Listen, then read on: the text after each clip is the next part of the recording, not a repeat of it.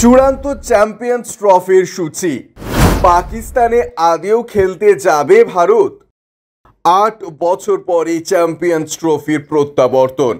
পাকিস্তানের মাটিতে আয়োজিত হচ্ছে মিনি বিশ্বকাপ। ইতিমধ্যেই টুর্নামেন্টের সূচি চূড়ান্ত হয়ে গিয়েছে বলে পাকিস্তান ক্রিকেট বোর্ড সূত্রে খবর। কিন্তু ভারত কি আদেও চ্যাম্পিয়ন্স ট্রফি খেলতে পাকিস্তানে যাবে, সেই নিয়ে এখনো নিশ্চুপ বিসিসিআই। 2008 সালে মুম্বাইয়ে পাক জঙ্গিদের হামলার পর থেকে পাকিস্তান সফরে যাওয়া বন্ধ করেছে ভারতের ক্রিকেট দল। 2023 সালে এশিয়া কাপেও নিরাপত্তার জন্য পাকিস্তানে যায়নি রোহিত শর্মারা। ফলে শ্রীলঙ্কায় আয়োজন করতে হয়েছিল টুর্নামেন্টের কিছুটা অংশ। কিন্তু 2025 চ্যাম্পিয়ন্স ট্রফি খেলতে ভারত পাকিস্তানে যাবে এমনটা ধরেই সূচি তৈরি করেছে পিসিবি। তবে নিরাপত্তার কারণে কেবল একটি মাত্র মাঠেই ভারতের ম্যাচ আয়োজন করা হয়েছে।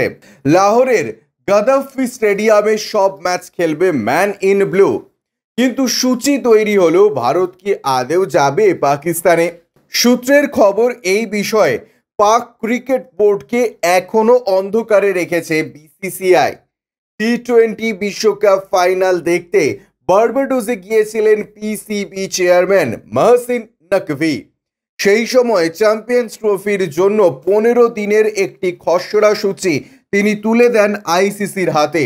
জানা গিয়েছে, পাকিস্তানে খেলতে যাওয়া নিয়ে ভারত ছাড়া বাকি সব দেশ ইতিমধ্যে সম্মতি দিয়ে দিয়েছে।